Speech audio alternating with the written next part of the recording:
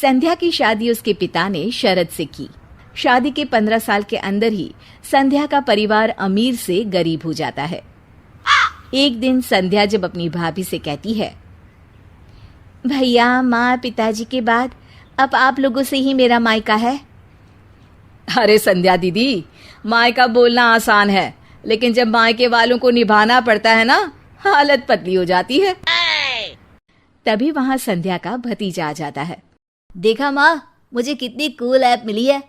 इसमें class 6 to 12 के maths, physics, chemistry, biology और IIT, जी, नीट लेवल तक के सॉल्यूशन अवेलेबल हैं। बस आपको करना क्या है, क्वेश्चन की फोटो क्लिक करो, क्वेश्चन को क्रॉप करो और 3 सेकंड में वीडियो सॉल्यूशन आ जाता है।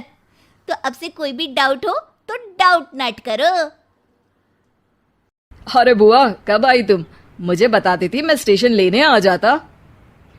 अरे पहली बार थोड़ी आ रही है जो रास्ता भटक जाती। अब गाड़ियां भले ही बहुत है, लेकिन सब काम पर लगी है। अरे कोई बात नहीं भैया।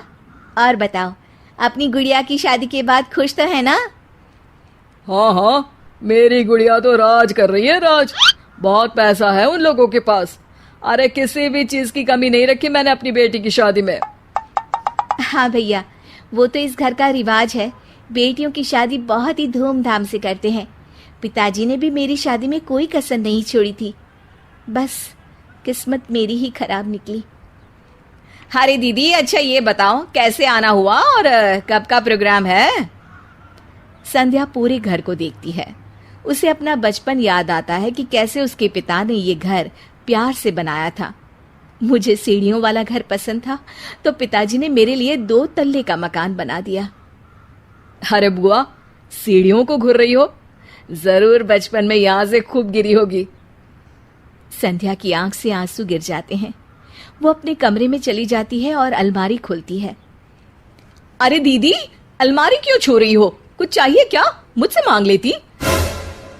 अरे नहीं भाभी, बचपन से ये अलमारी में मेरे खिलौने और गुड़िया रहा करती थी। हाय रे दीदी, अब क्या बंटवारा चाह रही हैं क्या? संध्या भाभी की इस बात पर घबरा कर वहां से निकल जाती है। अगली सुबह घर में संध्या को न देखकर भतीजा बोलता है, माँ, अरे माँ, ये बुआ दिखाई नहीं दे रही, कहाँ गई? अरे चली गई होगी, कह तो रही थी कि मन नहीं लग रहा है। अरे पापा, ऐसे कैसे बिना बताए चली गई? अरे कल अलमारी खोलकर खड़ी थी, कहीं कुछ उड़ा तो नहीं ले गई? भतीजी को बुआ की बात सुनकर गुस्सा आ जाता है। वो वहां से चला जाता है। अगले दिन, अरे शेखर कहाँ मर गया? तेरी बहन आ रही है ससुराल से, जल्दी जा स्टेशन। और सुन, वो लंबी वाली कार लेकर जाना, उसकी पसंदीदा है। ओहो पिताजी, आ जाएगी। कौन सा पहली बार आ रही है? माँ को गुस्सा आ जाता है। हाँ हाँ, अब मेरी बेटी को स्टेशन से खुद ही आना पड़ेगा। वाह जी वाह। शेखर, हुआ क्या है तुझे? क्यों नहीं जा रहा है अपनी बहन को लेने? उसने तेरे लिए क्या क्या नहीं किया, कितना प्यार करती है वो तुझसे। पिताजी, प्यार तो बुआ भी आपसे कम नहीं करती थी। फिर भी उन्हें ना कोई लेने और ना ही कोई छोड़ने जाता है, वो क्यों भला? पिता को गुस्सा आ जाता है और वो उसे थप्पड़ मार देते हैं। अरे बस करो, क्यों आप दोनों उस संध्या के लिए लड़ रहे हो?